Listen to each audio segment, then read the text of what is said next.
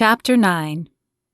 Tia glanced with dread at the doorway every time she heard footsteps. She wasn't looking forward to seeing Dr. Cavanaugh this morning. What she had remembered of her past was too shameful, and she was sure she wouldn't be able to hide the shame from him.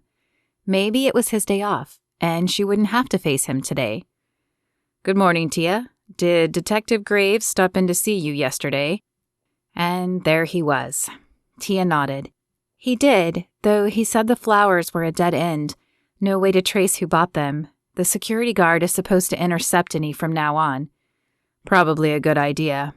I'm sorry he wasn't able to obtain more information about the flowers. But how are you feeling today? She forced her lips into a smile she didn't feel and hoped he wouldn't notice the difference.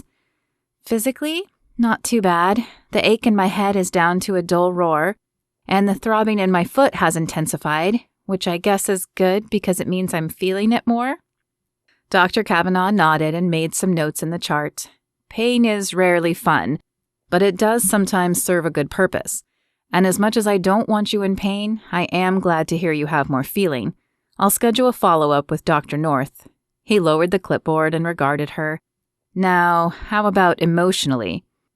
Tia scoffed softly and bit the inside of her lip. Okay, I guess. Edith read some more of this book you brought me, and I remembered a little more of my past. That's great, Dr. Cavanaugh said with a smile, and what sounded to Tia like a false cheeriness in his voice. Tia wished it were. Yes, she had remembered some good things about her past, but she also knew somewhere along the way she had changed into an unlikable person, and she still didn't know exactly why, nor did she want to share that detail with Dr. Cavanaugh. He started his daily assessment of her by checking her IV and the monitor that beeped constantly next to her bed. Then his fingers were on her forehead as he checked her stitches. This is healing nicely. I bet the scar won't be too noticeable. Tia was fairly certain that a scar of any kind would have sent her over the edge at one point, but now she felt as if she deserved it, and maybe more. Your fever appears to be gone as well. We might be able to get you out of here sooner than I thought. Tia wasn't sure how she felt about that. She certainly hadn't planned on living in the hospital, but she still had no idea where she was staying or who was after her. What would she do when she was released? And would she ever see Dr. Cavanaugh again? Maybe he would be glad to get her out of the hospital. He had just moved the blanket from her feet when the intercom sounded. Attention, personnel. This is a code silver. I repeat, we have a code silver in the ICU. Dr. Cavanaugh's hands froze, and Tia felt a string of fear grip her heart. "What's a code silver?" she asked in a frightened whisper. "It means someone has a weapon. Stay calm, I'm going to lock the door." He shut her door, locked it, and then began scooting a chair up against the door. When that was in place, he returned to Tia's side. "This isn't going to feel good, but I need to move you." "What? Why? What's happening out there?" Panic filled Tia's voice. "I don't know, but Detective Graves told me yesterday that Rico Reardon is involved with drug trafficking. Now, it's possible you were helping, or you stumbled into a meeting you weren't supposed to, or maybe that weapon has nothing to do with you, but I don't want to take the chance. I've locked the door, which will hold them for a bit, and I'm certain the security guard will defend the room. But you're a sitting duck in the bed. If I can get you into the bathroom, it buys us a little more time, and hopefully it will be enough." "And if it's not?" It was not a question she needed an answer to, but he gave one anyway. "Then I hope you're prepared to meet your maker." He held her gaze for just a moment before snapping back to the task at hand. "If you can grab that pole, I can leave the IVN, but I'm going to have to pick you up." A million thoughts raced through Tia's head. She hadn't had her sponge bath today. He would touch her bare back. If she didn't allow him to pick her up, then they could die. "Okay." As he snaked his arms under her head and knees, she reached for the pole. "Not yet," he said, grunting with the effort of lifting her. "I need to get around the bed first." Tia wrapped a free arm around his neck in hopes it might lessen his load, and grimaced against the pain as her foot fell below her heart. The throbbing intensified, but she pressed her lips together to keep from complaining. He was doing the hard work here, and she would not whine. When they cleared the bed, he took a step toward the IV drip and she grabbed the pole. The wheels squeaked softly as they made their way across the floor, and Tia hoped the sound wasn't carrying outside the room. An eerie silence filled the air. When they reached the bathroom, he set her down in the tub as gingerly as he could. The pain from her foot made the world go black for a moment, but then he was propping her foot up with towels from the shelf. Once it was above her heart again, the pain lessened and the blackness receded. "I hope you aren't afraid of the dark," he said as he pulled the door shut and locked it. Tia wasn't normally afraid of the darkness, but she'd long hated darkness if mirrors were involved. A silly childhood game had planted an absurd fear of nightmarish things coming out of mirrors in the dark.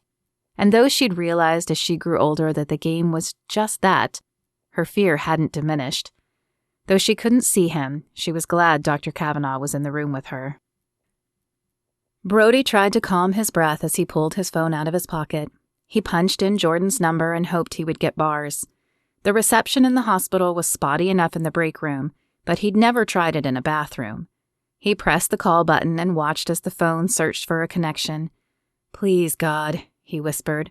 A moment later, 2 bars appeared. It wasn't much, but he hoped it would be enough.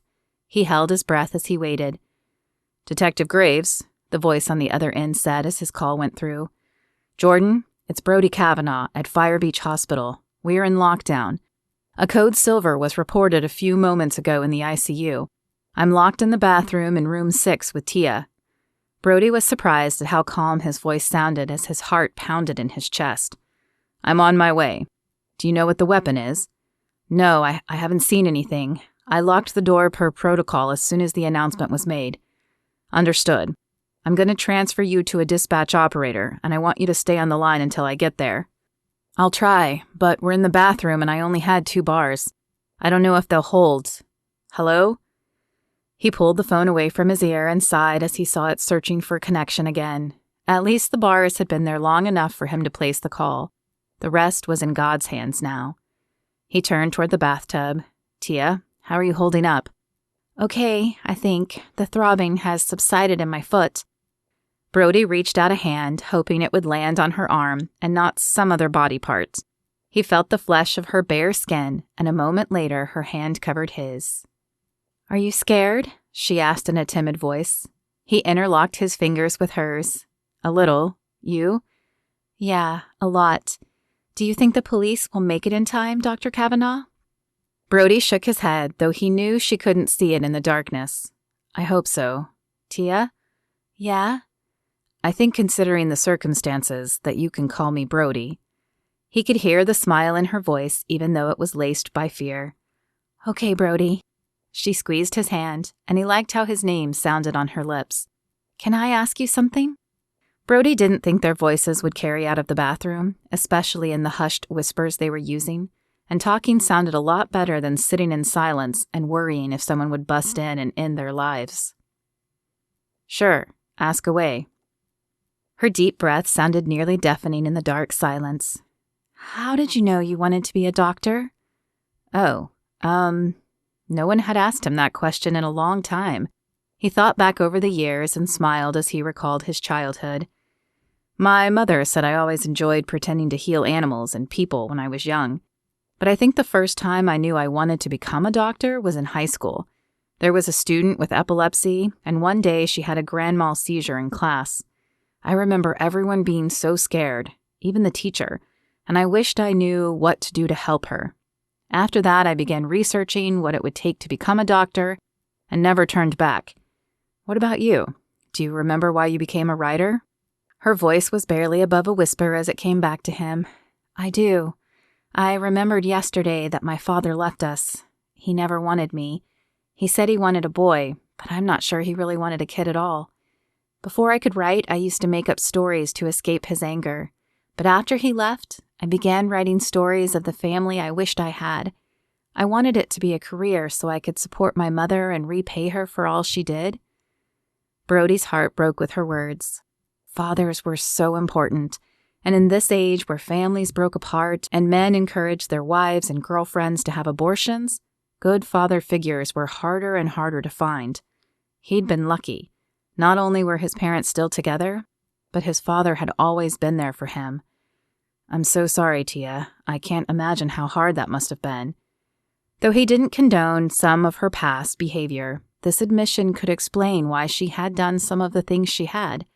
If she had become so focused on making enough money to help her mother, greed might have taken control of the once sweet girl and changed her into the woman who would throw another person under the bus to further her career. Me too. Another long sigh. Can I ask you something else? Go ahead. Talking broke the heavy silence, and he didn't think she could ask him anything he might not want to answer. Do you think you'll ever marry again, Brody? Except that.